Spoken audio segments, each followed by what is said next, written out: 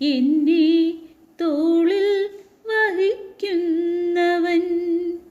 ഒരു മഴയും തോരാതിരുന്നിട്ടില്ല, ഒരു കാറ്റും മടങ്ങാതിരുന്നിട്ടില്ല, ഒരു രാവും പുലരാതിരുന്നിട്ടില്ല, ഒരു നോവും കുറയാതിരുന്നിട്ടില്ല.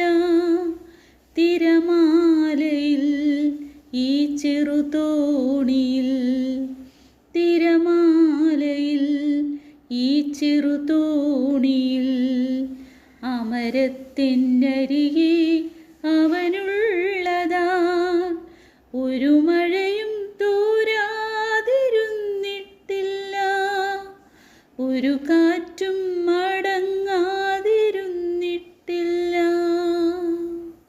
അധ്യായം 3 1 മുതൽ 11 വരെയുള്ള വാക്യങ്ങൾ. കാനാനിലെ യുദ്ധങ്ങളിൽ പങ്കെടുത്ത് പരിചയം സിദ്ധിച്ചിട്ടില്ലാത്ത ഇസ്രായേൽക്കാരെ പരീക്ഷിക്കാൻ വേണ്ടി കർത്താവ് കുറേ ജനതകളെ ശേഷിപ്പിച്ചു.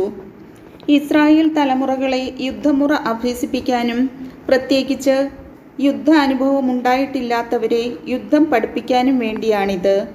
ആ ജനതകൾ ഇവരാണ്: ഫിലിസ്ത്യരുടെ 5 പ്രഭുക്കന്മാർ, കാനാന്യർ, സിദോന്യർ, ബാൽ ഹെർമോൻ മല മുതൽ ഹമാത്തിന്റെ പ്രവേശന കവാടം വരെയുള്ള ലെബനോൻ മലയിൽ താമസിച്ചിരുന്ന ഹിവ്യർ.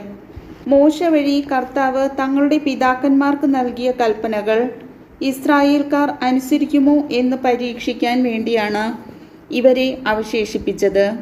അങ്ങനെ ഇസ്രായേൽ ജനം കാനാന്യർ, ഹിത്യർ, അമോര്യർ, പെരീസ്യർ, ഹിവ്യർ, ജബൂസ്യർ എന്നിവരുടെ ഇടയിൽ ജീവിച്ചു.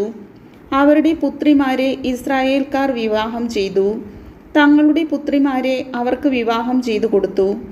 ഇസ്രായേൽക്കാർ അവരുടെ ദേവന്മാരെ സേവിക്കുകയും ചെയ്തു. ഒത്നിയേൽ തങ്ങളുടെ ദൈവമായ കർത്താവിനെ മറന്ന് ബാൽ ദേവന്മാരെയും അശേര പ്രതിഷ്ഠകളെയും സേവിച്ചുകൊണ്ട് ഇസ്രായേൽ കർത്താവിൻ്റെ മുമ്പാകെ തിന്മ പ്രവർത്തിച്ചു. അതിനാൽ കർത്താവിൻ്റെ കോപം ഇസ്രായേലിനെതിരെ ജ്വലിച്ചു. അവിടുന്ന് അവരെ മെസോപ്പൊട്ടാമിയ രാജാവായ കുഷാൻ റിഷാത്തൈമിൻ്റെ കൈകളിൽ ഏൽപ്പിച്ചു. അവനെ അവർ 8 വർഷം സേവിച്ചു.